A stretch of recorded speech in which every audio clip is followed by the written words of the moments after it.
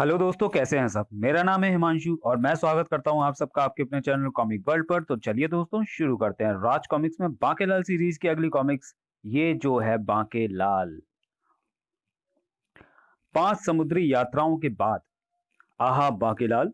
जैसे जैसे हम विशालगढ़ के निकट पहुंचते जा रहे हैं, मेरे तो दिल की धड़कनें भी उसी गति के साथ बढ़ती जा रही हैं। अपने हृदय की धड़कनों को नियंत्रित कीजिए महाराज। कहीं हृदयघात हो गया तो मेरे तो बैठे बिठाई मजे आ जाएंगे कि नहीं। तुमने क्या कहा बागीलाल? मुझे ठीक से सुनाई नहीं दिया, मेरे कानों में शायद विकार आ गया है।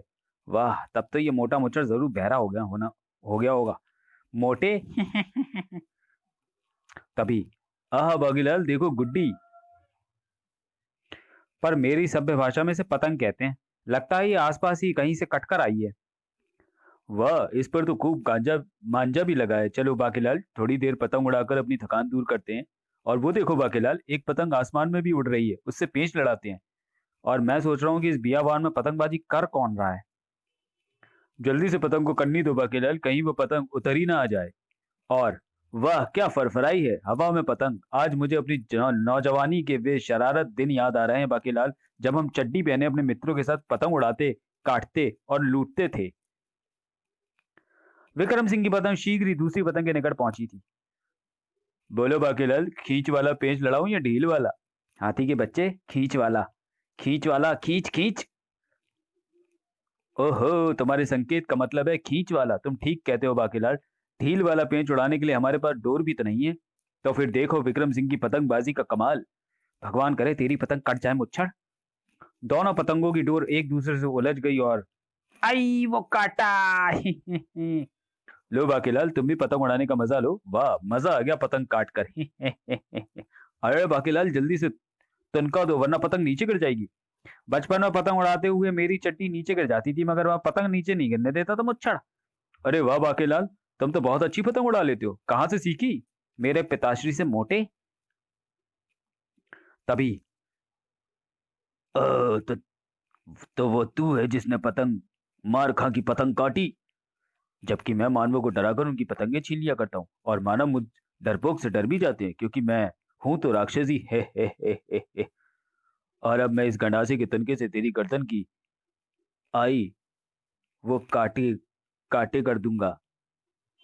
तेरा बेड़ा घर को जाए मनूस मुच्छर। इसकी पतंग काटकर अपनी पतंग तूने मेरे हाथों में दे दी। नहीं राक्षस भाई, तुम्हारी पतंग इस मोटे ने काटी है, मैंने नहीं। और तभी दूर हो गया विक्रम सिंह के एक कान का विकार। क्या कहा बाकीलाल? किस मोटे ने? मेरा मतलब है महाराज की मोटे मांझे ने इस राक्षस की पतंग काटी है, हमने नहीं। उसी समय आकाश मार्ग पर, ओह, पतंग जल्दी से लंगड़ मारकर पतंग तोड़ दो। जैसे ही सैनिक ने लंगड़ मारकर पतंग तोड़ ली, सेनापति जी वो देखिए, हमें उनकी मदद करनी चाहिए। ओह, उन दोनों मानवों के प्राण संकट में है सेनापति जी। नहीं, अभी नहीं, पहले हम उनका युद्ध देखेंगे। इधर बांकेलाल ने फुर्ती के साथ हाथों में पकड़ी डोर को राक्षस के गले में कस दिया।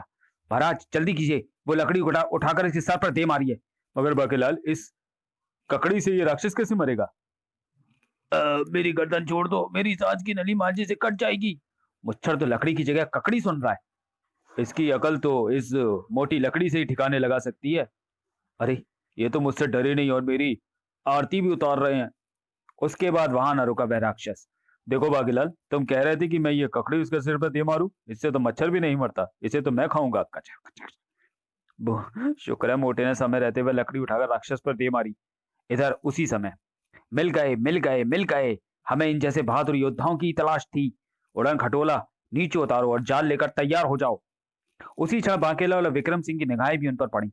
अरे बांकेलाल, वह देखो, उड़न खटोले पर सवार सैनिक, और उनके हाथ में तो हमारी पतंग भी है महाराज। लगता है फिर कोई मुसीबत आने वाली है। मेरा नाम सेनापति है और मैं इस राज्य का सेनापति भी हूँ। वैसे तो मैं लंगड़ मारकर लूटी हुई पतंग वापस नहीं करता, मगर तुम्हें कर रहा हूँ क्योंकि तुम बहादुर हो और मुझे भी पीट सकते हो। और बहादुरों की इस समय मुझे जरूरत है, मेरा मतलब बहादुरों की मैं कद्र करता हूँ। चलो अब जल्दी से उड़न खटोले पर सवार हो जाओ। इसी समय विक्रम सिंह के दूसरे कान का विकार भी दूर हो चुका था। ओह, मगर क्या ये उड़न खटोला तुम्हारा है? अगर नहीं है तो हो जाएगा, क्योंकि हमारे राजा की तो अब मौत आने ही वाली है। उसके बाद राज्य में सर्वाधिक लोकप्रिय और बहादुर व्यक्ति मैं ही हूँ। इसलिए राजा मुझे बनना है और राजा का ये उड़न खटोला भी तब मेरा ही होने हो जाना है। लेकिन जब तक जीवित है राजा, मैं उसके साथ नमक हरामी नहीं करूंगा, आखिर मेरे भी कोई उसूल है। यह उड़न खटोला तुम्हारा भी हो सकता है, तुम जल्दी से इस पर सवार हो जाओ, मैं रास्ते में तुम्हें सब कुछ बताता हूँ। ओह क्या सच? चलो बाकीलाल, जल्दी से इस सवार सवार हो जाओ, क्योंकि अगर ये उड़न खटोला हमें मिल गया तो हम विशालगढ़ की दूरी को कम समय में नाप लेंगे। किंतु महाराज, जाल तैयार है ना सैनिकों? जी हाँ सेनापति जी, बिल्कुल तैयार है। बागेलाल, किंतु परंतु में समय व्यर्थ मत करो और जल्दी से उड़न खटोले पर सवार हो जाओ। परंतु महाराज, चलो शुक्र है, अगर ये इनकार करता तो मुझे इसे जाल में कैद करके ले जाना पड़ता। सेनापति के आदेश पर चालक ने उड़न खटोले को उड़ाया। अब ये उड़न खटोले से कूदकर अपनी टांगे तुड़वाने से तो रहे। वाह, तीर किसी तेजी से चलता है ना बाकीलाल। मैं तो उस क्षण की प्रतीक्षा कर रहा हूं जब यही तीर तेरी छाती में आ धंसेगा। फिर, हाँ, तो अब मैं तुम्हें सारी राम कहानी सुनाता हूँ। हमारे प्यारे से नगर का नाम है गुलिस्तान। हमारे प्यारे राजा का नाम है ढाल सिंह। छोटे भाई और उनकी पत्नी की मृत्यु के पश्चात राजा ढाल सिंह ने उनके 1 दर्जन बहुगुणा बच्चों को पालने की जिम्मेदारी उठा ली थी। अब बच्चे उन्हें ही अपना पिता समझते हैं। चल मेरे घोड़े टिक टिक। बहुगुणा मतलब जुड़वा जैसा एक शब्द दर्जनों बच्चों के लिए जो एक साथ पैदा हुए हों। राजा ढाल सिंह की 2 संतान है, राजकुमार तलवार सिंह और राजकुमारी नैन कटारी। बात पिछले दिनों की है जब राजकुमार तलवार सिंह शिकार के लिए जंगल गया। मैं एक तीर से 2 शिकार करता हूँ। राजकुमार के भैंगेपन का लाभ हम सैनिकों को मिलता है। हम 8 के स्थान पर 4 आ जाते हैं। शेष 4 छुट्टी मनाते हैं। वो मारा सरकच। क्यों मारा? वाह राजकुमार जी, आपने एक तीर से 2 हिरण मार डाले। वो तो ठीक है, मगर ये दूसरा तीर मेरे शिकार पर किसने चलाया है? उस कमकत को पकड़कर फौरन मेरे सामने पेश करो। किंतु राजकुमार जी, संध्या गिर चुकी है, अब हमें फौरन महल लौटना चाहिए और फिर आप कौन सा हमें अतिरिक्त समय का भत्ता देंगे? वो तो ठीक है, मगर तुमने मेरे सामने 2 घोड़े क्यों लाकर खड़े कर दिए? और अगर 2 घोड़े लाने ही थे तो कम से कम रथ तो जोत दिया होता। अतिरिक्त समय मतलब ओवर टाइम।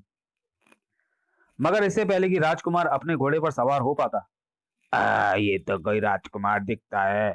उस भयानक चुड़ैल को देखते ही सैनिक तो फौरन से पहले मूर्छित होकर गिर पड़े।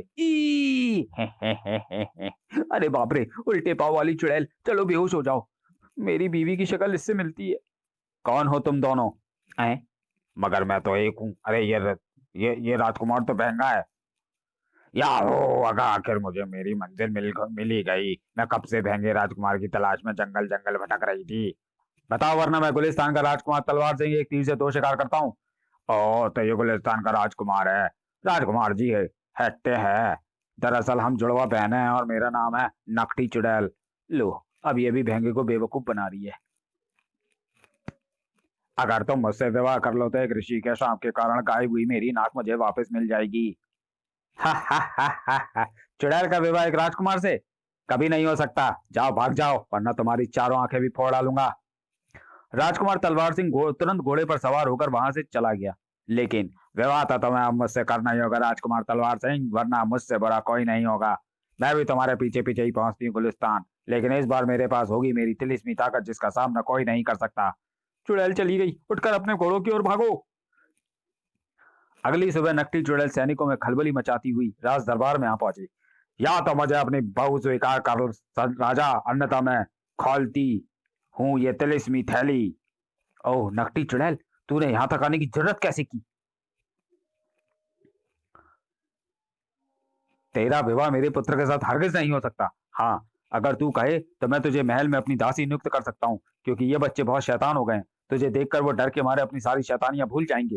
राजा, तू मुझे अपनी तिलिस्मी थैली खोलने पर विवश कर रहा है और अब मैं खोल रही हूँ तिलिस्मी थैली। थैली को चुड़ैल ने फर्श पर पलट मारा। राजा के बच्चे, तुझे मुझे अपनी बहू स्वीकार करना ही पड़ेगा। अरे जा, जा जा, बढ़िया ही मेरी बहू बनने वाली। राजा ने अपने सभी बच्चों को वहां से तुरंत भेज दिया। चुड़ैल के आदेश पर तिलिस्मी थैली में से निकली चीटी जितने बौने की हुड़दंग सेना आगे बढ़ी। है जाओ मेरी हुड़दंग सेना के जाबाज सैनिकों, यह राजा जब तक मुझे अपनी बहू स्वीकार न कर ले इसके शरीर में हुड़दंग मचाते रहो। और चीखें गूंज उठी राजा की। मुझे ऐसा लग रहा है जैसी मेरी नाक में सैकड़ों चीटियां घुसकर मुझे काट रही हैं। इसकी नाक के दोनों छेद सिल देंगे। अरे ये क्या आ लटका मेरी पलकों पर? मैं हूं महाहुड़दंगी, ये आई मेरी ठोकर तेरी आंख के ढेले पर। आई मेरी आंख। ढेले मतलब पुतली। और ये क्या, मेरे होठ नीचे को कैसे लटकते जा रहे हैं। इसी पल राजा को आ गई जोरदार चीख, आछी! और उछल पड़ा राजा। ये मेरे हाथ पर क्या है? ओह, ये तो चींटी बराबर भौने हैं। ओह, तो ये है चुड़ैल की हुड़दंगी सेना, जिसने मेरे शरीर में खलबली मचा रखी है। लगता है छींक के बाद भी मेरी नाक में कुछ बौने रह गए हैं जो मेरी नाक में उगे बालों को खींच रहे हैं। आह, ये मेरे सिर के बाल उखाड़कर मुझे गंजा कर देंगे। राजा ढाल सिंह की यह अवस्था देखकर महामंत्री बुद्धि सिंह तुरंत उठकर खड़े हुए और, महाराज, नकटी चुड़ैल की बात मान लेने में ही भलाई है। इसे आप बारात लाने के लिए 1 सप्ताह का समय दे दीजिए। महामंत्री मुझे आंख मार रहा है। महामंत्री की बात में अवश्य कोई रहस्य है। तब ठीक है नकटी चुड़ैल, हम अगले सप्ताह तुम्हारा ब्याह राजकुमार तलवार सिंह से करने को तैयार हैं। हाँ, यह हुई ना कोई बात। हुड़दंग सेना, चलो वापस इस थैली में। नकटी चुड़ैल चली गई। तब हाय कमबख्त बौनों ने नाक में दम कर दिया था। महामंत्री, अब बताओ कि तुमने मुझे आंख क्यों मारी थी। महाराज, आपको याद होगा कि आज से 18 बरस पूर्व जिद कर्मा नामक एक युवक भी उसी राजकुमारी से विवाह करने के लिए चक्कर में था जिसे कि आप पसंद कर चुके थे। छी छी छी, आप भी कैसा ओछा मजाक करते हैं महाराज।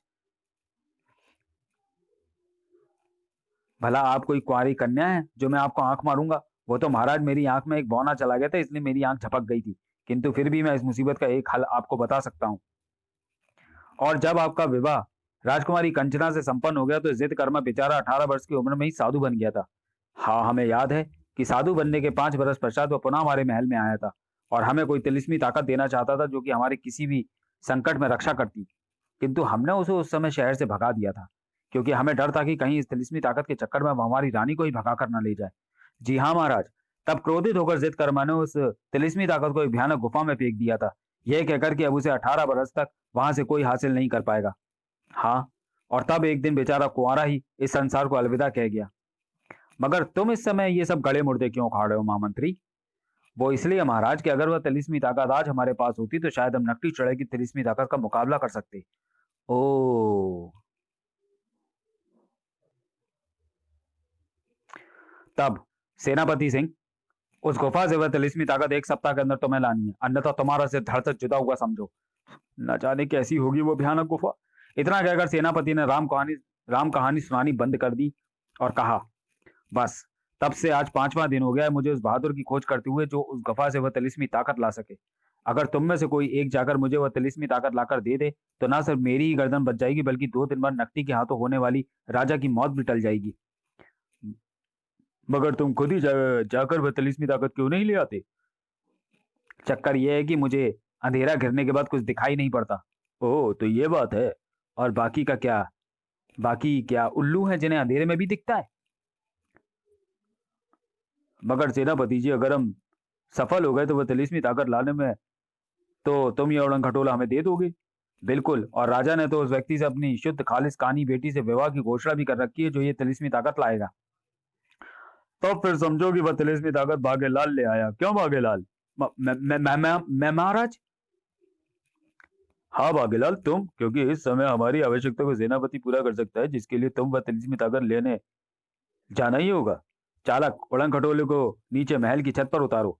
कुछ देर महल में गुजारने के बाद मरता क्या ना करता, बाकेलाल को वह तिलिस्मी ताकत लेने जाना ही पड़ा। बाकेलाल, जल्दी करो, कूद जाओ, वह गुफा सामने ही है, धक्का ही दे देता हूं इसे। अरे मगर उड़न खटोला नीचे तो उतारो। अरे रे रे, हाय मर गया। और दूसरे ही पल बाकेलाल की हालत ऐसी हो गई कि काटो तो खून नहीं। मुझे रस्सी मत समझियो, मैं सांप हूं, सांप। मोटे, तेरा सत्यानाश जाए सेनापति, तेरा नाश पिटे, राजा ढाल सिंह, तेरे बच्चे अनाथ हो जाएं। इस बार तो कमाल कर दिया बाकेलाल ने। अरे कहाँ गया शिकार? बच बेटा बाकेलाल। फिर नाक की सीध में दौड़ता चला गया बाकेलाल। भागो!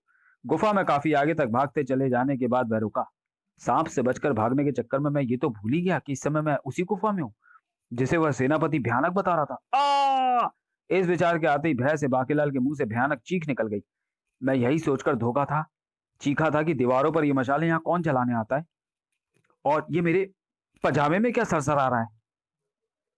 बाकेलाल ने मशाल दीवार से उतारकर जैसे ही उसकी रोशनी में नीचे देखा, इतने ढेर सारे कन खजूरे। कान खजूरे, हमारा नाम कान खजूरा क्यों है? हमारे माता पिता जरूर मानवों के कान में बैठकर खजूर खाते होंगे। इन्हें मशाल से ही जला देता हूँ, कहीं कोई कान में घुसकर मेरे दिमाग तक पहुंच गया तो मेरा सारा भेजा खा जाएगा। भक! अगर हुआ तो कान खजूरों से छुटकारा पाकर आगे बढ़ा ही था बाकीलाल की। मेरी इच्छा पूर्ण कर देवता, मुझे मेरी इच्छा पूर्ण करनी होगी। तुझे मेरी इच्छा पूर्ण करनी होगी। आज 18 वर्षों से मैं सिर्फ इसी एक दिन की आस में जी रहा हूँ। आज 18 बरस से मैं तुझे सांप और कान खजूरों का काढ़ा पिला रहा हूँ। मैं कहाँ फंस गया। अगर इस राक्षस की निगाह मुझ पर पड़ गई तो ये मुझे भी उस खौलते की देग में डाल देगा। और अपने हाथ पर रेंगते उस सांप को देखकर चीख निकल ही गई बांकेलाल के मुंह से। ये लंबा लंबा मेरे हाथ में क्या आ गया? ये तो सांप है, सांप! आए चीख की आवाज। ओ! और अब बांकेलाल का वहां से भागना बिल्कुल नामुमकिन था। कहा जाता है, हा, आखिर देवता ने आज मेरी तपस्या का फल मुझे दे ही दिया। नहीं, मैं फल नहीं हूं, मुझे जाने दो। बांकेलाल सांप की रस्सी के फंदे में फंसा खिसता चला गया राक्षस की ओर। ठीक है, मैं तुझे जाने दूंगा। पहले तू मुझे यह बता कि क्या तू इस थैली को ही लेने आया है? हाँ, लेकिन अगर तुम्हें नहीं देनी तो मैं से नहीं इसे लिए भी नहीं चला जाऊंगा।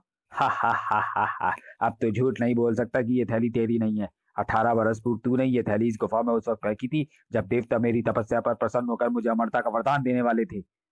यह थैली मेरे देवता की गंजी टाट पर आकर पड़ी थी और देवता क्रोधित होकर यह कहकर गायब हो गए थे कि जब तक मैं उन्हें उस कसूरवार का काढ़ा नहीं पिलाऊंगा तब तक वो मुझे वर नहीं देंगे। और तब से मैं इस थैली के मालिक की यहाँ बैठ प्रतीक्षा कर रहा था कि आखिर एक दिन तो उस थैली का मालिक इसे लेने आएगा ही। आज मैं तुम्हारा काढ़ा देवता को पिलाकर उन्हें फिर से प्रसन्न करूंगा। नहीं। और बांकेलाल ने तब आओ देखा ना था, अब काढ़े के बर्तन पर जड़ दी जोरदार टक्कर। ठाक! अरे मैं जल गया। तभी जैसे चमत्कार हो गया। तुम बांकेलाल हो ना? आज मुझे इस कैद से मुक्ति मिल गई। कौन हो तुम? मेरा नाम अनोखे लाल है। आज से 18 वर्ष पूर्व मैं यहाँ बकरियां चराया करता था। तब एक दिन, सुनो चरवाहे, मेरे पास एक तिलिस्मी ताकत है। तो मैं राक्षस रूप में गुफा में रहकर उसकी रक्षा करनी है और इस काम में तुम्हारी मदद करेंगे ये सांप और कन खजूरे। मैंने तुम्हारे मस्तिष्क में 2 बातें भर दी हैं, अब तुम उन्हें ही याद रखोगे और आज से तुम सांपों का काढ़ा पीकर जीवित रहोगे। 18 बरस बाद एक दिन बांकेलाल नाम का युवक यहाँ आएगा जिसकी लाश से काढ़ा तुम्हारे ऊपर गिरेगा और तब तुम इस कैद से मुक्त हो जाओगे।